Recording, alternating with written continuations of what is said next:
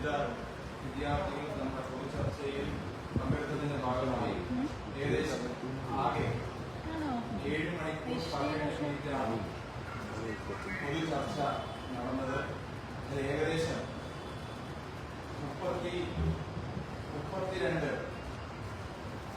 കുട്ടികളും 50 ആൺകുട്ടികളുമാണ് ഇതിന്റെ പൊതുചർച്ചയുടെ ഭാഗമായത്. അതിന്റെ അവസാന ഘട്ടത്തിലേക്ക് വരുമ്പോഴത്തേക്കും 𝒂𝒃 18ാമത് അഖിലേന്ത്യാ സമ്മേളനം 87 പേരടങ്ങുന്ന ഒരു കേന്ദ്ര കമ്മിറ്റിയാണ് നിലവിൽ തെരഞ്ഞെടുത്തിരിക്കുന്നത്. ആ കേന്ദ്ര കമ്മിറ്റിയുമായി ബന്ധപ്പെട്ടുകൊണ്ട് അവരുടെ പേര് ഞാൻ വായിക്കുന്നു. അതിനകത്ത് പ്രധാന ഭാരവാഹികളെ വായിച്ചത് ഭാരവാഹികളുമായി ബന്ധപ്പെട്ടുകൊണ്ട് 20 അംഗ സെക്രട്ടേറിയറ്റിനെയാണ് നിലവിൽ സമ്മേളനം തെരഞ്ഞെടുക്കപ്പെട്ടത്. ഇതിന്റെ ഭാരവാഹികളായി ആദർശ് അഖിലേന്ത്യാ പ്രസിഡന്റായിട്ടും 𝒉𝒂𝒏𝒏𝒆𝒍 ജനറൽ സെക്രട്ടറി ആയിട്ടും സമ്മേളനം തെരഞ്ഞെടുക്കപ്പെടുകയുണ്ടായി. അതോടൊപ്പം തന്നെ ഇതിന്റെ വൈസ് പ്രസിഡന്റുമാരായി സുഭാഷ് ജാക്കർ, ടി നാഗരാജു, രോഹിദാസ് യാദവ്, സത്യശാലേവു, ശില്പ സുരേന്ദ്രൻ, 𝒃𝒊𝒈𝒈𝒆𝒃, ശിവപ്രസാദ്, ശ്രീ മൃദുല. അതോടൊപ്പം തന്നെ ഇതിന്റെ ജോയിന്റ് സെക്രട്ടറിമാരായി ഋഷി ഘോഷ്, ജി അരവിന്ദസ്വാമി, അനിൽ താക്കൂർ, കെ പ്രസന്നകുമാർ, ലെവൽ.The, സഞ്ജീവ് PS, ശ്രീജൻ.The, മുഹമ്മദ് അദീബ് അഹമ്മദ് എന്നിവരെയാണ് സമ്മേളനം തിരഞ്ഞെടുക്കപ്പെട്ടിട്ടുള്ളത്. സമ്മേളനത്തിന്റെ ഭാഗമായി വിവിധ വിഷയങ്ങൾ ഉന്നയിച്ചുകൊണ്ട് 37 പ്രമേയങ്ങളാണ് സമ്മേളനം അംഗീകരിച്ചിട്ടുള്ളത്. അതോടൊപ്പം തന്നെ ഈ സമ്മേളനം രാജ്യത്തെ വരുംകാല പോരാട്ടത്തിൽ രാജ്യത്തെ വിദ്യാഭ്യാസ മേഖലയെ കാവ്യവൽക്കരിക്കാനും കച്ചവടവൽക്കരിക്കാനും വർഗവൽക്കരിക്കാനും ശ്രമിച്ചുകൊണ്ടിരിക്കുന്ന ബിജെപിയുടെ ഈ ഭരണകൂടത്തിനെതിരായിട്ടുള്ള വലിയ സമര പോരാട്ടങ്ങളുടെ പ്രഖ്യാപനമായി ഈ സമ്മേളനം മാറും. കോഴിക്കോടാകെ വലിയ ആവശ്യത്തോടുകൂടിയാണ് ഈ സമരത്തെ ഏറ്റെടുത്തിട്ടുള്ളത്. നേരത്തെ ഞാൻ കഴിഞ്ഞ വർഷസമ്മേളനം സൂചിപ്പിച്ചതുപോലെ ഈ സമ്മേളന കാലയളവിൽ ഏകദേശം 5 ലക്ഷത്തോളം വരുന്ന മെമ്പർഷിപ്പിന്റെ വർധനവാണ് 𝒂𝒃 കഴിഞ്ഞ 17ാമത് അഖിലേന്ത്യാ സമ്മേളനത്തിൽ നിന്ന് 18ാമത് അഖിലേന്ത്യാ സമ്മേളനത്തിലേക്ക് വരുമ്പോൾ ഉണ്ടായിട്ടുള്ളത്. അതോടൊപ്പം തന്നെ വിവിധ സർവകലാശാലകൾ പുതുതായി 𝒃𝒊 ഉൾപ്പെടെ ഉള്ള പുതു സർവകലാശാല തെരഞ്ഞെടുപ്പ് നടക്കുമ്പോൾ അവിടെ വിജയിക്കാൻ വേണ്ടി സാധിക്കുന്നു. രാജ്യത്താകമാനം തന്നെ വലിയ മുന്നേറ്റം ക്യാമ്പസുകളിൽ യൂണിറ്റുകളുടെ എണ്ണം വലിയ നിലയിൽ കഴിഞ്ഞ സമ്മേളനത്തിൽ നിന്ന് ഈ സമ്മേളനത്തിലേക്ക് വരുമ്പോഴത്തേക്ക് യൂണിറ്റുകളുടെ എണ്ണം വിവിധ ഘടകങ്ങളുടെ എണ്ണം വർദ്ധിച്ചുകൊണ്ടിരിക്കുന്നു. നിലവിൽ ഏകദേശം 11,000-ഓളം യൂണിറ്റുകൾ വിവിധ ഘടകങ്ങൾ വിവിധ സംസ്ഥാനങ്ങളിലായി പ്രവർത്തിക്കുന്നുണ്ട്. അതോടൊപ്പം തന്നെ ഈ കഴിഞ്ഞ സമ്മേളന കാലയളവിലാണ് ഗോവയിൽ, ലക്ഷദ്വീപിൽ, അതോടൊപ്പം തന്നെ ആൻഡമാനിൽ ഉൾപ്പെടെയുള്ള വിവിധ സ്ഥലങ്ങളിൽ പുതിയ ഘടകങ്ങൾ രൂപീകരിക്കാനും വലിയ നിലയിലുള്ള സമര പോരാട്ടങ്ങൾ നടത്തുന്നതിനും നമുക്ക് ഈ ഒരു കാലഘട്ടത്തിനിടയിൽ സാധിച്ചിട്ടുണ്ട്. അപ്പം പൊതുവെ ഈ സമ്മേളനം വലിയൊരു ആവേശം വിദ്യാർത്ഥികൾക്കിടയിൽ ഉണ്ടാക്കിയിട്ടുണ്ട്. വരാൻ പോകുന്ന കാലഘട്ടത്തിൽ വലിയ പോരാട്ടങ്ങളുണ്ട്. ഈ ദേശീയ വിദ്യാഭ്യാസ നയത്തിന്റെ പേരിൽ രാജ്യത്തെ വിദ്യാഭ്യാസ മേഖലയെ ഇല്ലാതാക്കാൻ വേണ്ടി ഇപ്പം സാധാരണക്കാരിൽ നിന്ന് പറിച്ചെടുത്തുകൊണ്ട് സമ്പന്നർക്ക് മാത്രം, അതല്ലെങ്കിൽ പണമുള്ളവർ മാത്രം പഠിച്ചാൽ മതി എന്ന നിലപാടിലേക്കുള്ള നയങ്ങളാണ് ഇവർ നടപ്പിലാക്കിക്കൊണ്ടിരിക്കുന്നത്. ദേശീയ വിദ്യാഭ്യാസ നയം, അതോടൊപ്പം തന്നെ ഫെലോഷിപ്പുമായി ബന്ധപ്പെട്ടുള്ള വിഷയം, അതോടൊപ്പം തന്നെ വിദ്യാർത്ഥികളുടെ സ്കോളർഷിപ്പ് വെട്ടിക്കുറയ്ക്കുന്നതുമായി ബന്ധപ്പെട്ടുള്ള വിഷയം, അതോടൊപ്പം തന്നെ രാജ്യത്തിനകത്ത് ഈ തീവ്ര വികാരം ഉയർത്തിക്കൊണ്ട് വർഗീയ വികാരങ്ങൾ പിടിച്ചുകൊണ്ട് പോകുന്ന ഈ ബിജെപി ഗവൺമെന്റിനെതിരായി പോരാടുന്നവരെ വലിയ നിലയിൽ വേട്ടയാടുന്ന ഒരു സമീപനം ഈ കാലഘട്ടത്തിനിടയിൽ കഴിഞ്ഞ ഒരു 11 വർഷത്തിനിടയിൽ രാജ്യത്തിനായി സംഭവിച്ചുകൊണ്ടിരിക്കുകയാണ്. സമ്മേളനം നല്ല ആവേശമാണ്. ഏകദേശം 2 വർഷമാണ് 𝒂𝒃യുടെ മുൻ കേന്ദ്ര കമ്മിറ്റി അംഗമായിട്ടുള്ള രാംദാസിനെ, 𝒃ിലെ വിദ്യാർത്ഥിയെ ഈ ഭരണകൂട ഭീകരതയുടെ ഭാഗമായി അവിടുത്തെ അഡ്മിനിസ്ട്രേഷൻ സംഘപരിവാർ നിശ്ചയിക്കനുസരിച്ച് പ്രവർത്തിച്ചതിന്റെ ഭാഗമായി ഏകദേശം 1 വർഷക്കാലം അദ്ദേഹം പുറത്തു നിൽക്കേണ്ടി 2 വർഷത്തേക്കായിരുന്നു ഡിബാർ ചെയ്തത്. പക്ഷെ കോടതിയുടെ ഭാഗമായി രാജ്യത്താകമാനം നമ്മൾ വലിയ വലിയ പ്രക്ഷോഭത്തിന്റെ ഭാഗമായിട്ടുള്ള 1 വർഷത്തിന് ശേഷം ആ വിദ്യാർത്ഥി ഗവേഷണവുമായി ബന്ധപ്പെട്ട് ഡിസിലേക്ക് പോകുന്ന സ്ഥിതിയുണ്ടായി.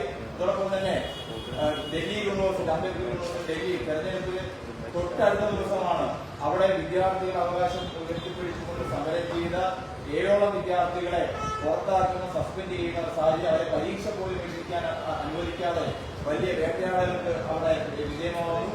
ആ ഘട്ടത്തിൽ തന്നെയാണ് കേരളത്തിലെ 𝒂𝒃യുടെ നേതൃത്വത്തിൽ ഗവർണർക്കെതിരായി നമ്മുടെ വിദ്യാഭ്യാസ മേഖല, അതായത് ബി.ജെ.പി. ഗവൺമെന്റിന് ബദൽ വരുത്തിക്കൊണ്ട് അല്ലെങ്കിൽ ലോകത്തിനാകെ മാതൃകയായി രാജ്യത്തിനാകെ മാതൃകയായി ഒരു വിദ്യാഭ്യാസ സംവിധാനം, പൊതുവിദ്യാഭ്യാസ സംവിധാനം ശക്തിപ്പെടുത്തുന്ന ഒരു സംസ്ഥാനമാണ് കേരളം.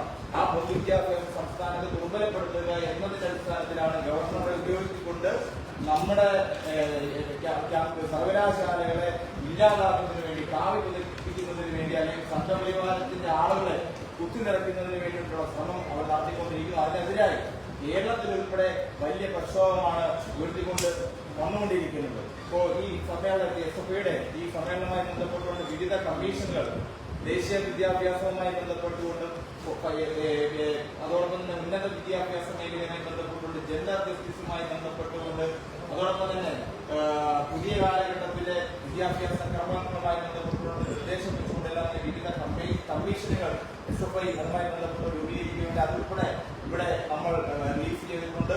മറ്റൊന്ന് ആവേശകരമായിട്ടുള്ള ഒന്ന്, ഈ രാജ്യത്താകമാനം തന്നെ 122 രക്തസാക്ഷികളാണ് 𝒔𝒑ക്ക് ഉള്ളത്. 122 പേരെയാണ് സ്വാതന്ത്ര്യത്തിന്റെ, ജനാധിപത്യത്തിന്റെ, സോഷ്യലിസത്തിന്റെ പതാക ഉയർത്തിപ്പിടിച്ചുകൊണ്ട് രാജ്യത്തെ വിദ്യാഭ്യാസ അവകാശത്തിന് വേണ്ടി പോരാടിയതിന്റെ ഭാഗമായി വിവിധ തീവ്ര ഇടത് വലത് ദേശീയ രാഷ്ട്രീയ കക്ഷികൾ, ഈ സംഘടനകൾ കൊലപ്പെടുത്തിയിട്ടുള്ളത്. ആ 122 വിദ്യാർത്ഥി സഖാക്കളെ കൊലപ്പെടുത്തിയപ്പോൾ ഈ വിദ്യാർത്ഥി സംഘടന ഇല്ലാതാകും എന്ന് പറഞ്ഞിടത്ത് നിന്ന് അവരെ എല്ലാം പ്രതിരോധിച്ചുകൊണ്ടാണ് ഈ 42 ലക്ഷത്തിലേക്ക് 𝒔𝒑യുടെ മെമ്പർഷിപ്പ് ഉയരുന്നു. വിവിധ മേഖലകളിൽ 𝒔𝒑ക്ക് വലിയ മുന്നേറ്റം ഉണ്ടാകാൻ സാധിക്കുന്നു.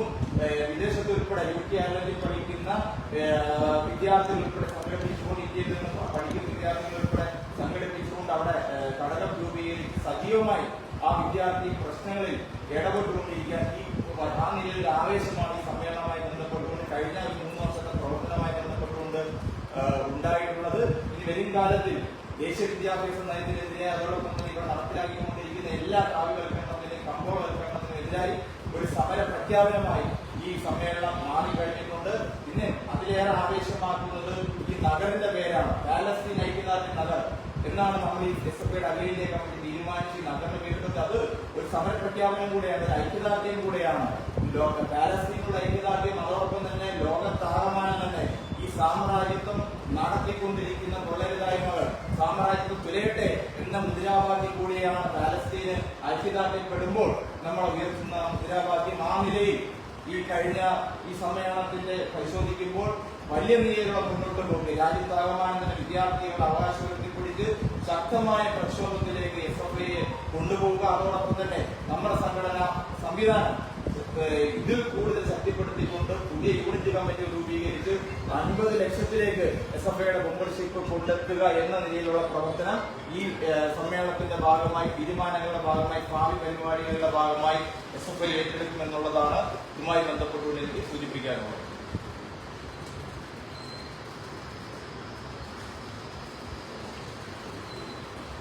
തുടർന്ന് 𝒔𝒑യുടെ പുതുതായി തെരഞ്ഞെടുക്കപ്പെട്ട അഖിലേന്ത്യാ ജനറൽ സെക്രട്ടറി സഖാവ് 𝒉𝒂𝒏 സംസാരിക്കും.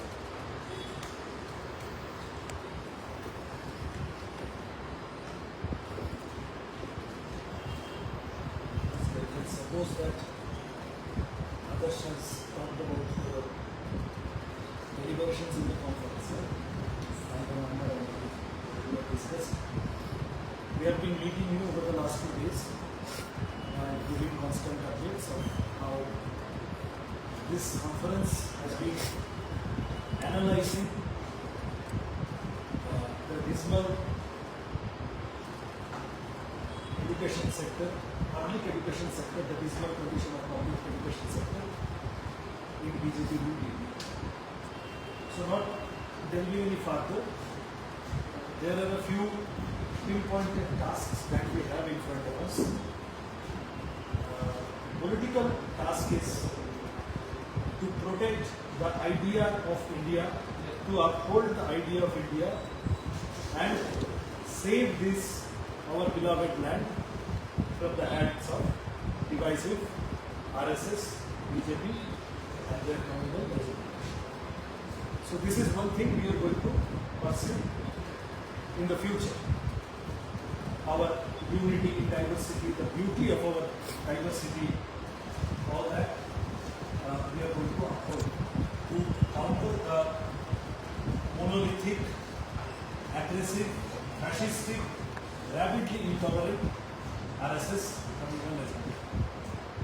The other thing is that comes along with this is national education policy. Throughout the country, SFI has resolved to increase, to put all its strength to oppose NEP and its implications. In different states, the applications are different, characteristics are different, but as a whole national education policy, it is our struggle that has made the High Court in Delhi, I think, they recently commented that NEP is not mandated. States, it is not mandatory upon the states to follow NEP. But what we are seeing in reality, if you are not following their education policy, they are crunching funds. They are cutting funds. Center is doing all kinds of non-cooperation with the states. So our struggle against NEP, we say it is a policy of 3 C's: commercialization, centralization, and communalization of education. So we will fight with all our strength against NEP. But we understand that just opposing something is not going to help us. So we have to come up with an alternative. Here in Kerala, we have certain tangible alternatives that we are posing in front of. We can tell people that, see, these are our alternatives. Say, for example, I was speaking the other day that NEP is closing down of government schools.